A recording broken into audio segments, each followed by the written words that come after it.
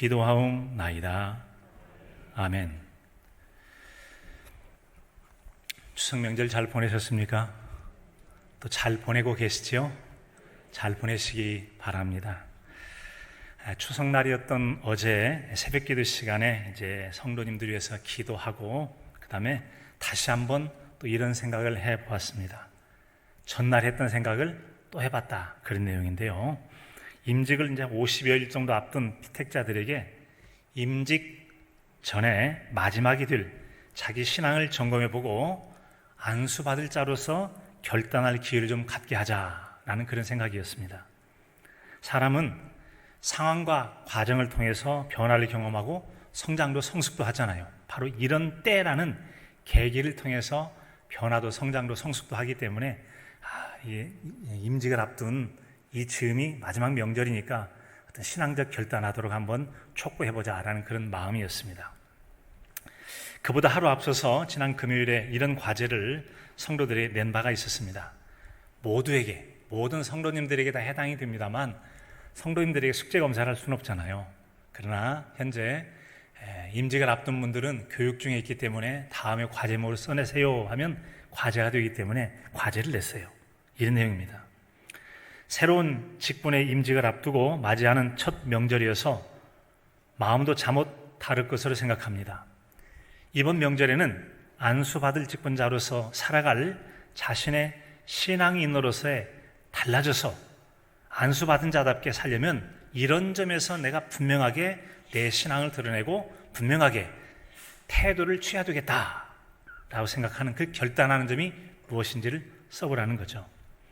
그런 점이 무엇인지를 추석 전날인 금요일까지는 정해서 기도하시고 이번 명절에 적용해 보시고 그 내용을 간략하게 써서 제출하면 한 주간의 수업을 대신하는 것으로 하겠습니다 라고 했습니다. 그리고 마지막에 이런 말 한마디 덧붙였죠.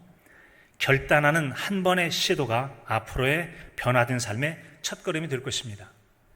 백날 작정하고 결심을 해도 행동으로 한 번도 안 옮기면 맨날 작정만 하다 끝나요. 그래서 한 번 시도해봐라. 한 번의 결단한 시도가 앞으로 변화의 첫걸음이 될 것이다.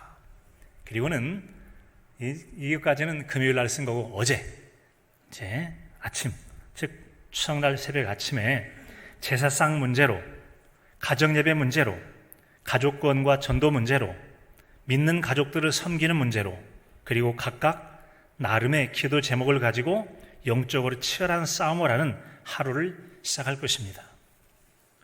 어제 여러 피택자들께서 이 얘기는 이제 토요일 날 어제 쓴 거예요. 금요일 날 했던 글에서 많은 분들이 답을 주셨기 때문에 그 내용을 토요일 날 제가 인용해서 쓰는 겁니다. 어제 여러 피택자들께서 나름의 결단한 것과 기도 제목 그리고 꼭 이루고 싶은 계획을 적어 보내주었습니다.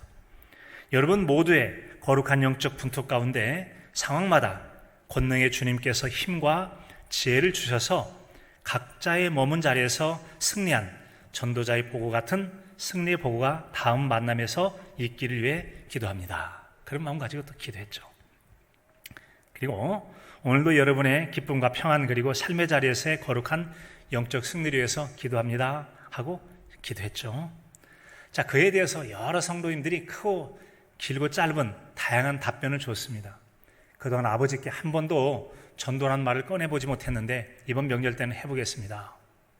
또 어떤 분들은 이제 시어머니도 별세하시고 그것이 며느리인 나에게 떠넘겨져서 엄청난 부침개도 부쳐야 되고 뭣도 해야 되고 또 어떤 분은 다 믿는 집안인데 섬김의 번호로서 어떻게 하겠다. 또 어떤 집안에는 가정예배를 드려야 하는데 이 자녀들에게 가정예배에 대해서 시도를 해보겠다. 여러 답변들이 있었어요. 그 중에 한 분의 글을 잠깐 옮겨보려고 합니다. 주님 안에서 기쁨과 행복 가득한 추석 명절 잘 보내세요. 2022년 이번 추석은 피택자 교육 중에 맞는 첫 명절이며 가족들과 친지들에게 달라진 마음가짐을 보여줘야 할 첫 명절입니다. 이번 추석은 감사의 대상을 조상님에게서 하나님에게로 바꿔볼 생각입니다. 그동안 전통적인 추석은 조상님께 감사하는 건데 아마도 그런 상황이었던 것 같죠. 그래서 하나님께 바꿔보겠다. 사실 약식으로 제사를 드렸지만 아직까지는 그 제사가 조상님인지 하나님인지 누구를 위함인지 모호했던 게 사실입니다. 누구도 그 뜻을 확실하게 하지 않았기 때문입니다. 짐작하건대 예수님 믿는 가정이기는 한데 예배와 제사가 뚜렷하게 정리가 되지 않아서 이게 좀 혼용되고 있지 않나 생각이 듭니다. 사실 저의 마음가짐과는 다르게 부모님 나름대로의 생각이나 입장이 있으실 텐데 그것을 이해하지 못하고 무리한 얘기를 하는 것인지도 모르겠습니다. 또한 명절날 바로 내려가지 못하고 다음날 내려가야 하는 입장에 전화상으로 부모님께 이런 설명하는 게 사실 많은 부담이 됩니다. 부모님도 살아오신 세월 속에서 느낀 바, 생각하신 게 있으실 텐데 제가 이런 말을 전하는 것이 옳은 것인지 약간 고민이 됩니다. 전화상으로 이런 얘기한다는 게 도덕적으로나 윤리적으로 옳은 것인지 생각 중이며 지혜로운 방법으로 전달하는 방법이 무엇인지 고민이 됩니다.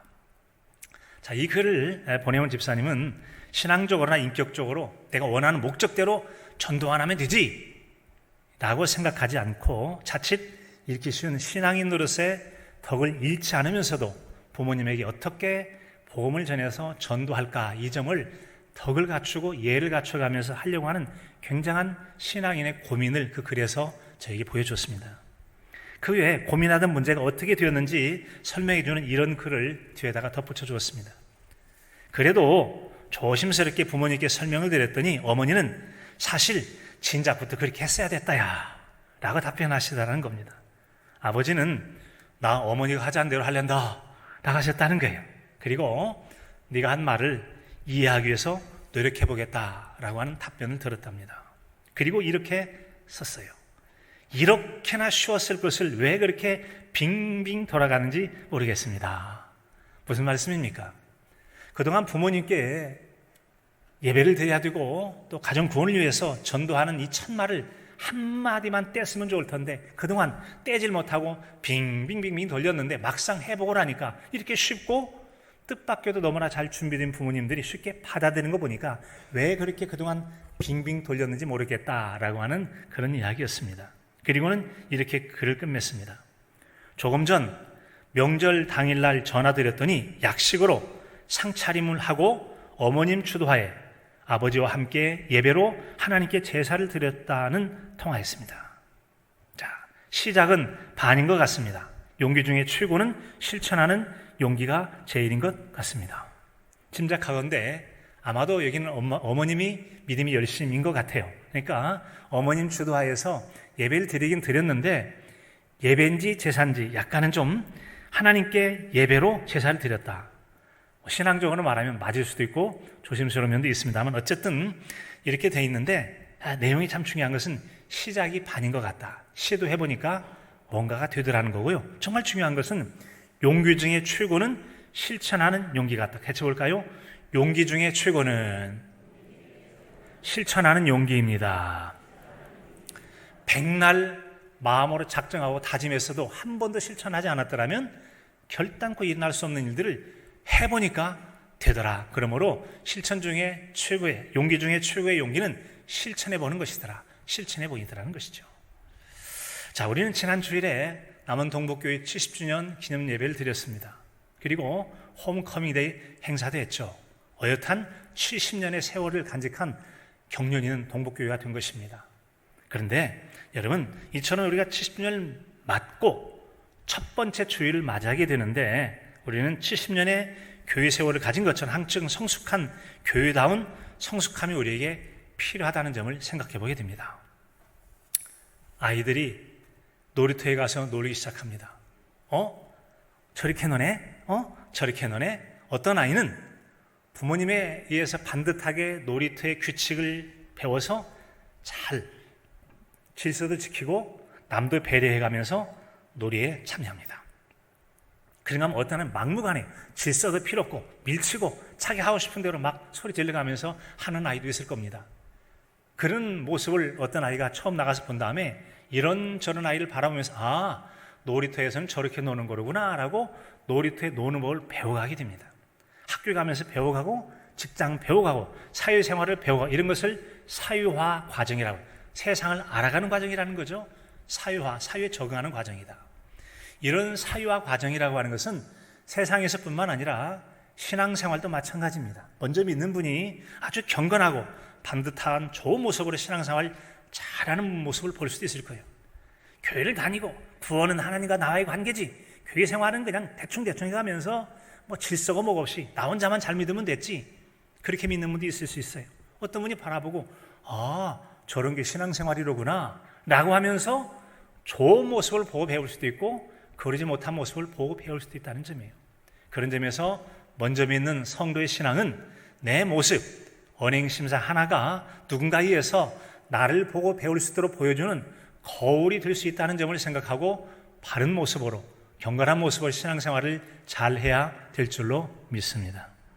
네, 여러분, 그런 신앙생활을 바랬던 바울 사도는 오늘 디모데전서 3장에 보면은 세 부류의 사람에 대해서 먼저 신앙생활은 모름지기 일으켜야 된다라고 말해 주었습니다. 먼저는 감독에 대해서, 오늘날 말하면 교회 장로와 비슷한 역할입니다만 정확한 내용은 좀 차이가 있긴 합니다만 어쨌든 장로에게 주는 글을 통해서 이렇게 행하라 라는 글을 주죠.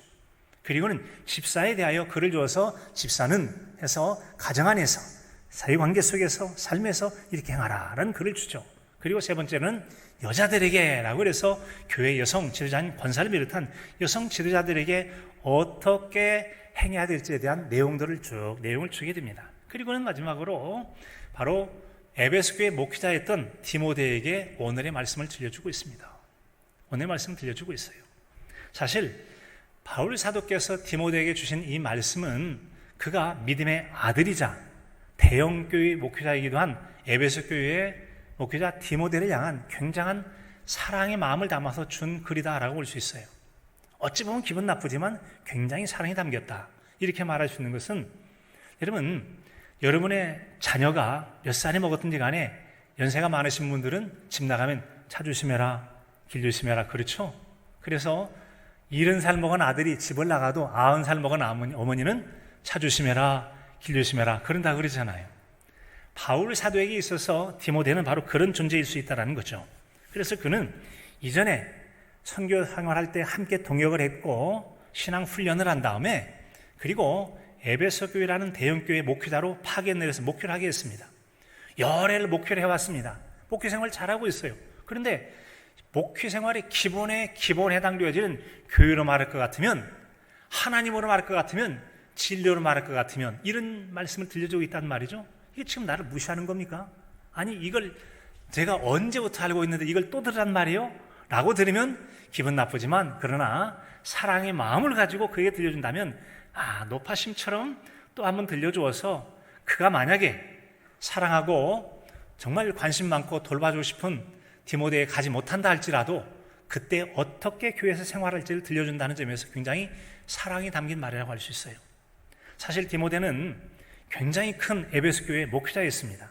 그것도 나이가 어려서 일찍부터 목회자가 됐어요. 그래서 그에게 준 말씀 중에 보면 내 연소함을 업신여기지 못하게 하고 오직 말과 행실과 사랑과 믿음과 정죄에 대하여 믿는 자에게 본이 되어 라고 말씀하므로 나이가 어리다고 함부로 남부리 깜보지 못하도록 반듯한 신앙생활을 하라 라고 하는 지침을 준 바가 있었어요. 그리고 이 에베소 교회가 굉장히 까다로운 교회예요. 복잡하고 좀 시끄러운 면이 있어요. 똑똑하지 않은 사람이 있어요. 거짓 교사가 있어서 바울 사도를 통해 신앙으로 잘 훈련받은 목회자인 디모데가 목회자도 자꾸 딴지를 걸고 시비를 거는 거짓 교사들에서 회방을 많이 당하게 됐었습니다. 회방을 당하게 됐어요. 거기다가 나이도 어린 데다가 또 건강이 별로 좋지 않아서 비유를 생각해서 포도주를 쓰라 할 정도로 건강이 약한 면도 있기도 했었어요. 거기다 또 하나 문제는 아데미어 굉장한 우상 숭배 단지, 바로 우상 신전이 있는 그런 도시여서 영적인 면으로나 정신적인 면으로나 여러분 이 목회적인 측면에서 꽤나 어렵게 목회할 수 있는, 그래서 바울 사도 입장에서는 괜히 디모데 생각하면 짠한 생각이 드는 거예요. 그래서 기회만 된다면 가서 격려해주고 힘을 주고 그래서 목회 잘하도록 도와주고 싶은 마음이 참 많이 있었다라고 하는 것입니다. 바로 그런 마음을 담아서 그가 오늘의 세 가지 단어로 이제 내가 못 갈지라도 이런 마음 가지고 교회 생활을 잘해주길 바란다라고 하는 그런 말씀을 들려주고 있는 겁니다. 그 내용을 담고 있는 내용이 오늘의 15절의 말씀입니다. 이런 내용이죠. 만일 내가 지체하면 너로 하여금 하나님의 집에서 어떻게 행할지를 알게 하려 함이니 이 집은 살아계신 하나님의 교회요 진리의 기둥과 터니라. 아멘. 이 말씀 속에는 다음에 세 가지 용어를 통해서 교회 생활을 잘할 걸 말하고 있죠. 첫째는 바로 교회에 대한 말입니다. 교회.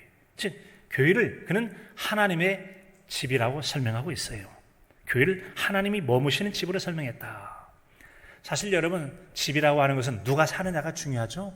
왕이 살면 왕궁이 되는 것이고 거지가 살면 거지 집이 되는 것입니다. 우리가 여러분 똑같은 사람이라도 하나님의 성령이 들어오시면 거룩한 성령이 전이 되고 귀신이 들려면 귀신의 집, 귀신 들린 사람이 되고 마는 거예요. 우리 집이 어느 집이냐가 중요합니다. 그런 것처럼 성경에서 말하는 집, 이 교회라고 하는 것은 몇 가지 이런 의미로 사용되어 있습니다. 교회, 이것은 예배를 드리는 공간 개념으로서의 교회, 예배당으로서의 교회를 말할 수도 있죠. 또 하나는 헬라어의 에클레시아라는 말이 있는데 하나님께 택함받고 부름받은 성도들의 모임 공동체라고 하는 의미에서 성도들이 교회라고 불려지기도 합니다. 또 그런가 하면 공간적 또 다른 의미이기도 하는데 하나님께서 우리 몸을 하나님이 거하시는 거룩한 성전이다라고 해서 우리 몸이 하나님이 거하시는 집, 성전이 될 수 있어요. 개인이 성전 교회가 될 수도 있는 것이고 성도들의 모임, 사람들의 모임이 교회가 될 수 있는 것이고 예배 처소인 이런 건물이 교회가 될 수도 있다. 이렇게 기본적으로 이해할 수 있겠습니다. 자, 그런데 여러분, 이 하나님께서 온 우주를 만드시고 그리고 어느 집으로도 채울 수 없는 하나님께서 사람이 지은 집을 내 처소다라고 말씀하신 것은 굉장히 중요한 의미가 있습니다. 솔로몬이 아버지 다윗 왕을 이어서 이제 아버지의 뜻을 받들어 솔로몬 성전을 건축하게 됩니다. 그때 하나님께서 그곳에 머무시겠다고 하므로 이스라엘의 한 조각, 한 부분의 자그마한 집인 그곳에 하나님께서 머무시겠다는 거죠. 우주에도 다 채우지 못할 그런 하나님을 한 집안에 머무시게 한다. 이건 뭘 얘기하는 거죠? 하나님께서 우리와 함께 해주시겠다는 것이죠. 그러므로 사랑하는 성도 여러분, 교회라고 하는 것은 하나님께서 우리와 함께 해주시는 거룩한 은총의 자리인 줄로 믿습니다. 거룩한 은총의 자리인 줄로 믿으시기 바랍니다. 우리가 오늘 또 영상으로 예배를 드린 분들이 아무데나 앉아서 영상 쳐다보면서 나 예배 드리고 있어 라고 예배 드릴 수 있습니다. 그 예배와 지금 이곳에서 예배는 근본적인 차이점이 있습니다. 어떤 차이점이 있죠? 하나님은 하나님의 이 처소에 함께 하시며 머무시는 거룩한 처소로 하나님과 함께하는 예배자리가 되는 줄로 믿습니다. 그러면 우리가 왜 이처럼 영상의 예배보다는 함께 모여 예배하는 예배 처소인 예배당에 나와서 예배를 드려야 되느냐? 이것이 바로 하나님께서 우리와 함께 해주시는 거룩한 처소이기 때문에 그래요. 처소이기 때문에 그렇다. 불가피한 경우에는 영상이나 다른 예배를 드리지만 여러분 거리실 수 있는 힘이 있다면 꼭 예배당에 나와서 예배드리는 모두이실 수 있기를 바랍니다. 자, 다음은 하나님의 교회라고 말씀하고 있어요. 교회를 하나님의 교회다. 교회는 하나님께서 머무실 거처일 뿐만 아니라 이 소유가 하나님의 것이다 라는 걸 말씀해요. 하나님의 것이다. 이런 말을 들어본 적이 있어요. 어떤 분이 불교인인데 산에다가 절을 하는 암자를 지었어요. 암자를 지은 다음에 승려 한 분을 모셔서 종교활동을 하게 하고 달마다 사례를 주는 거예요. 그리고 나머지는 다 그 암자로 들어온 수입을 자기 것으로 삼아요. 어떤 사람이 가게를 만들었어요. 가게를 만든 다음에 직원을 두고 생긴 수입을 자기가 다 가졌어요. 자, 어떤 분이 교회를 개척했어요. 교회를 개척한 다음에 성도들이 모여 헌금도 해요. 교회에서 쓰고 난 다음에 나머지 돈을 다 자기 마음대로 썼어요. 됩니까? 안 됩니까? 됩니까? 안 됩니까? 안 되죠. 왜 그래요? 암자나 가게는 혹시 자기들이 만들면 자기 것이 될지 모르지만 교회는 누구의 것이라고요? 교회는 누구의 것이라고요? 교회는 하나님의 것입니다. 교회는 하나님의 것입니다. 내가 돈을 내서 세웠든 교회가 오늘날 이 정도로 교회가 성장하고 든든히 서가는데 내가 얼마나 많은 공로를 세웠다 할지라도 철저히 교회는 하나님이 주인 되시는 줄로 믿습니다. 하나님이 주인인 것을 믿으시기 바랍니다. 이 얘기는 사람이 주인 행세를 하지 말라는 거예요. 내가 공로 세웠으니까 내 마음대로 하겠다. 내 헌금을 냈고 내가 봉사를 했고 내 피땀 흘린 것이 있기 때문에 내가 주인 행세한다? 아니요. 아무리 아무리 수고와 기여를 많이 했다 할지라도 교회는 철저하게 핏값 주고 세우신 하나님의 아들의 아버지, 즉 하나님이 주인이어야 될 줄로 믿습니다. 따라서 우리는 오직 참 주인은 아들의 핏값으로 사신 하나님께서 주인이심을 알고 하나님만 주인 되게 하시는 건강한 교육관을 가지고 교회 주인은 하나님이라는 믿음 생활을 하라고 디모데에게 들려주신 겁니다. 두 번째로는 하나님에 대한 말씀이에요. 하나님에 대한 말씀. 교회를 집으로 삼아 거처 삼으신 분이 하나님인데 그분을 살아계신 하나님이라고 말씀했어요. 같이 볼까요? 하나님은 살아계신 하나님이십니다. 아마도 그런 고백은 내가 신앙생활 해보건대 하나님은 살아계신 분이셔. 우상과 같이 자리만 하나 차지하고 코가 있고 눈이 있고 입이 있어도 말도 답변도 응답도 움직이지도 못하는 우상과 다르게 눈에 보이진 않으시나 엄연히 이 안에 계시나 살아계셔서 역사하시는 하나님, 바로 그 하나님이셔라고 하는 하나님의 살아계심을 고백하는 것입니다. 우상과 근본적으로 다른 하나님이라는 거죠. 이 같은 하나님은 유대인들만의 하나님이 아니라 이방인들도 고백할 수밖에 없는 하나님이라는 점이 있어 우리가 믿는 하나님은 살아계신 하나님이라는 점이에요. 그런 내용을 우리는 다니엘에서 6장에서 이런 예로 들을 수 있습니다. 다니엘이 이 조서에 왕의 도장이 찍힌 것을 알고도 자기 집에 돌아가서는 윗방에 올라가 예루살렘으로 향한 창문을 열고 전에 하던 대로 하루 3번씩 무릎 꿇고 기도하며 그의 하나님께 감사하였더라. 그 무리들이 모여서 다니엘이 자기 하나님 앞에 기도하며 간구하는 것을 발견하고, 자, 세상에 살다 보면 참 여러 사람들이 있죠. 남들이 잘 되게 하고 유익되고 좀 도움되게 하려는 사람이 있는가 하면 남이 잘 되는 꼴을 못 보고 늘 시기심과 경쟁심, 회방하는 마음을 가지고 어떻게든 꼬투리 잡아서 못되게 하려는 사람이 있습니다. 이게 못되게 하는 사람은 일시적으로 자신의 꿈과 계획을 이룰 수 있어요. 하지만 세월이 지난 다음에 공의 하나님 앞에 여전히 심판을 당해서 뒤끝이 별로 좋지가 않아요. 하나님은 살아계시기 때문에 그렇습니다. 하나님은 살아계십니다. 자, 이 내용은 잘 아시는 것처럼 다니엘의 신실한 신앙으로 하나님께 사랑을 받았고 그 당시 다리오 왕에게 큰 인정을 받았던 총리로 군림하다 보니까 아주 배가 아팠던 사람들이 어떻게 하면 꼬투리 잡아서 죽일까 하고 이제 다리오 왕 이외에 다른 신에게 기도를 하거나 뭐 하면은 잡아서 사자굴에 넣어서 죽여버립시다. 30일 동안 정해서 합시다. 누구를 목표로 한 거죠? 다니엘을 죽이려고 하는 못된 사람들이 악한 계획이었어요. 왕은 그렇게 하면 아이고 이 신하들이 나를 잘 섬기려고 잘 섬기라고 내 권위를 높여주는가 보다 생각하고 그래 한번 해봐 하고 왕의 명령으로 도장 찍어서 다 공포를 해놨어요. 근데 알고 봤더니 세상에 못된 인간들이 다니엘을 죽이려고 한 걸 알게 된 겁니다. 그리고는 다니엘이 결과적으로 기도하다가 저들의 고자질로 사자굴에 던져지게 된 겁니다. 다음 날 사자굴이 있던 곳에 가게 됩니다. 다니엘아, 내가 사랑하는 다니엘아, 예, 저 살아있는데요. 오, 살아있어.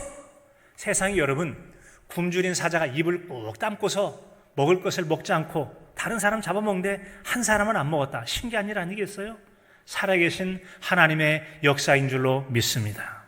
살아계신 하나님의 역사인 줄로 믿습니다. 그래서 이방 왕 다리오가 다니엘을 바라보면서 하나님을 향해 이런 고백을 하게 됩니다. 그는 살아계시는 하나님이요. 아멘. 그는 살아계시는 하나님이요. 영원히 변하지 않으시는 이시요. 나라는 멸망하지 않으실 것이요. 그의 권세는 영원하실 것이라. 아멘. 믿음대로 아멘한 대로 응답되시기를 축복합니다. 여러분 그렇습니다. 하나님은 사람이 상상으로 만드는 그런 존재가 아니라는 겁니다. 창조주 하나님이시고 인간의 생사화복을 주장하시는 분 우리가 믿는 하나님이시오, 영존하신 하나님이시오, 살아 역사시고 우리를 긍휼히 계시고 돌보시는 분이 우리가 믿는 하나님 아버지이신 줄로 믿습니다. 그 하나님이 우리가 믿는 하나님이라고 하는 분이세요. 그 하나님을 저도 믿습니다. 어제 새벽기도 드리고 성님에서 기도 드리고 난 다음에 고향집에 갔지 않겠어요? 가족과 함께 모여 예배를 드리, 어머니도 모시고 형제들이 또 조카들이 불과 몇십 년 전만 하더라도 제사상을 차려놓고 엎드려 절을 해야만, 어릴 때 교회를 다녔기 때문에 절 겸 기도 겸 하나님 아버지 제발 절이 예배가 되게 해주세요 했다가 여러분 몇십 년이 지난 다음에 온 가족들이 전부 다 한 사람도 없이 다 하나님 섬기고 예배하는 가정이 된 것, 이것은 살아계신 하나님의 생명의 역사인 줄로 믿습니다. 하나님 역사이기 때문에 가능한 거였어요. 신명기 33장 27절은 말씀합니다. 영원하신 하나님이 내 처소가 되시니 그의 영원하신 팔이 내 아래에 있도다. 그가 내 앞에서 대적을 쫓으시며 멸하리라 하시도다. 하나님은 영존하실 뿐만 아니라 살아계의 역사하시고 처소를 지키시고 대적을 물리쳐 주시고 우리를 돌보시고 인도해 주시는 사랑의 하나님이 되신 줄로 믿습니다. 교회는 하나님의 교회요, 교회에 계신 하나님은 그렇게 살아계셔서 저와 여러분의 삶 가운데 역사하시고 돌보시는 사랑의 하나님이 되시는 줄로 믿습니다. 세 번째로는 여러분, 이제 교회가 바로 진리의 기둥과 터다고 말씀하고 있습니다. 즉 교회라고 하는 것을 진리와 연관시켜서 기둥과 터다라고 말씀해 주고 있습니다. 아마도 여러분 진리라는 말, 진리, 참진자에다가 이치 이자를 쓰니까 참된 이치, 참된 지식, 그렇습니다. 우리말로 사전적 의미는 참된 지식, 참된 이치다, 그런 말이죠. 보편적 가치를 갖기 때문에 누구라도 반박할 수 없는 보편적 상식의 지식을 우린 진리라고 말하고 있어요. 그런데 이 진리라는 말을 신앙적으로 쓰자면 뭐가 보편적 지식이고 상식이냐, 이게 좀 궁금해서 답변하기 곤란할지도 모르겠어요. 예수님의 재판을 맡았던 빌라도라는 사람이 예수님을 신문을 하면서 도무지 십자가에 달려 죽일 죄를 찾지 못하겠는 겁니다. 그런 질문 가운데 예수님께 던졌던 질문 중에 하나가 바로 진리가 무엇이냐라고 하는 질문을 던져 있죠. 진리가 무엇이냐? 여러분, 진리가 무엇입니까? 진리란 한마디로 말하면 영원 불변의 지식인데 이건 진리가 되지 못할 것입니다. 이를테면 대한민국의 수도는 무엇이죠? 대한민국의 수도가 어디입니까? 서울이죠. 혹시 캄보디아의 수도가 어딘 줄 아세요? 현재는 푸놈펜입니다. 이제는 어디였죠? 바탐방. 현재 우리가 교회를 개최하고 있는 바탐방이 옛날에 수도였어요. 무슨 말씀인가 하면 수도는 바뀔 수 있다는 거죠. 세상의 지식이나 진리는 바뀔 수 있어요. 하지만 우리의 생명구원의 복음 진리는 영원 불변해서 영원토록 변함이 없이 그대로 지켜질 줄로 믿습니다. 즉 예수님 말씀대로 천하 인간의 구원을 얻을 만한 다른 이름, 예수 그리스도 이름 이외에 구원받은 하는 다른 이름이 있습니까? 없습니까? 이것은 온 천재가 다 바뀌어도 결단코 바뀔 수 없다는 거죠. 그래서 예수님 말씀하시기를 내가 곧 길이요, 내가 곧 진리요, 내가 곧 생명이니 나로 말미암지 않고는 아버지께로 올 자가 없느니라. 오직 예수 그리스도를 통해서만 영존하신 하나님 아버지께 나아갈 수 있게 될 줄로 믿으시기 바랍니다. 여러분, 그렇습니다. 오직 예수님만이 그래요. 바로 이 같은 예수 그리스도, 그분만이 우리의 구세주가 되시는데 그분만이 교회의 터가 되어야 된다. 그분만이 교회의 기둥이 되어야 된다는 거죠. 커다란 건축물을 지으려면 터가 좋아야 돼요. 기초가 나쁘면 집이 무너져요. 반석 위에 지은 집처럼 터가 좋아야 되는데 교회의 터는 뭐냐? 인간의 노력, 세속적 가치가 아니라 철저하게 우리의 구원자 되시는 보험 진리신 예수 그리스도만이 모든 교회의 터가 되어야 된다는 거죠. 그리고 기둥, 집을 세워갈 때 반듯한 기둥들을 통해서 에베소 지역에도 커다란 신전도 지어지고 건축이 지어지는데 오직 예수 그리스도만이 우리에게 유일한 구원의 진리요 복음이 되는 줄로 믿습니다. 이 같은 진리라고 하는 것은 예수 그리스도가 터전이고 예수 그리스도가 기둥이 되어지고 그런 터전 위에 세워진 교회가 되어야 된다. 그래서 교회는 뭐든지 하나님이 주인 되시고 교회의 주인 되시는 하나님은 살아계신 분이시다는 거예요. 살아계신 분이시다. 그리고 교회라고 하는 것은 세속적 가치나 인간의 공로나 그 무엇이 아닌 철저하게 예수 그리스도의 십자가의 복음으로 세워진 교회야 될 줄로 믿습니다. 이런 교회가 바로 동북교회가 되어야 된다는 거죠. 바울 사도가 믿음의 아들 디모데에 주신 것 같다면 저는 동북교회 70주년을 맞은 성도 여러분들에게 개인적인 새벽마다의 기도 제목과 목회 철학의 기도해서 그것을 담아서 기도하고 성도 여러분과 함께 나눌 마음을 가지고 70주년의 기념의 노래를 지어본 겁니다. 1절은 사랑하는 자의 내 영혼이 잘됨 같이 해서 요한 3세의 축복의 마음, 축복하는 기도의 내용을 담고 있고요. 두 번째 절에는 예수님의 십자가의 구속의 은총을 우리가 구원받았거든요. 깨끗하게 시키신 것. 왜? 하나님의 선한 일에 열심히 내라고 하는 것이다. 이처럼 십자가의 복음을 전한 다음에 우리에게 우리의 신앙을 열매로 증명하라 주님 말씀하셨어요. 그래서 우리가 배우고 제자다운 삶을 통해서 체질을, 좋은 열매를 맺는 체질을 맺어서 쭉정이 가지고는 신앙승부 실패한 겁니다. 좋은 열매 맺자는 거죠. 열매로 믿음의 승부를 거는 건데 열매로 좋은 남은 걸 보여줘서 믿음의 열매, 성령의 열매를 맺자. 그러면 성령이 임하셔서 권능으로 주실 때 전도도 하고 마지막을 주님 다시 오신다고 할 때 주님 만나는 재림 신앙을 가지고 주님 만남을 준비합시다 라고 하는 것이 오늘 찬양의 내용입니다. 함께 우리 찬양으로 영광 돌리시겠습니다.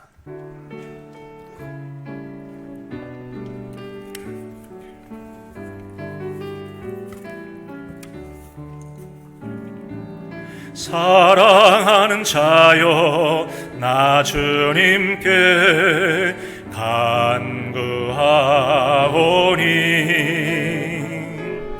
당신의 영혼 잘됨같이 모든 일 잘되고 주님의 복음 안에서 영혼과 육신 강건하며 날마다 행복하기를 간절히 기도합니다. 사랑하는 자여 그 사랑을 알고 있나요? 나를 위해 날 대신에 자신을 주신 십자가 죄악에서 나를 건져 맑게 씻기신 이유 선한 일에 열심 내는 백성 삼으려 하셨죠. 사랑하는 자여 이 소망을 간직하기 원해요.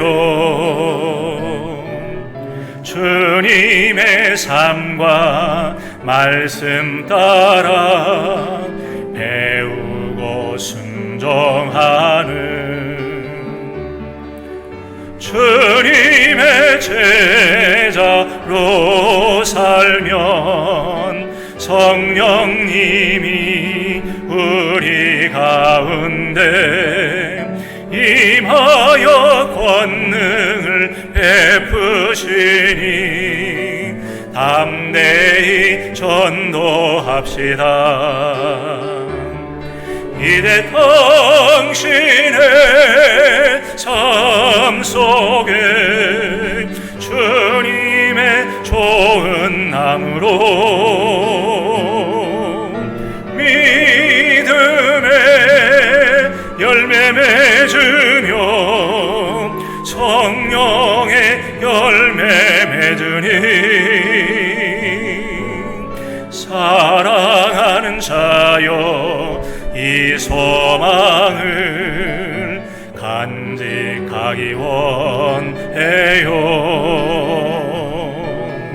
나를 위해 날 대신에 생명을 주신 주님이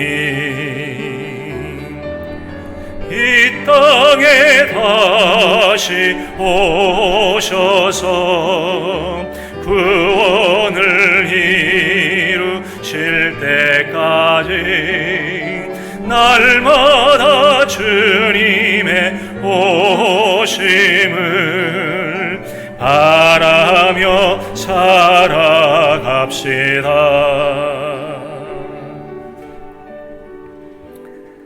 아멘. 사랑하는 성도 여러분, 우리는 70년 된 동북교회 성도입니다. 성숙한 성도, 품위 있는 신앙생활을 통해서 세월과 함께 성장해온 모습으로 하나님을 영화롭게 하고 세상을 아름답게 섬겨가는 복된 저와 여러분의 신앙의 삶이 될 수 있기를 간절함으로 축복합니다.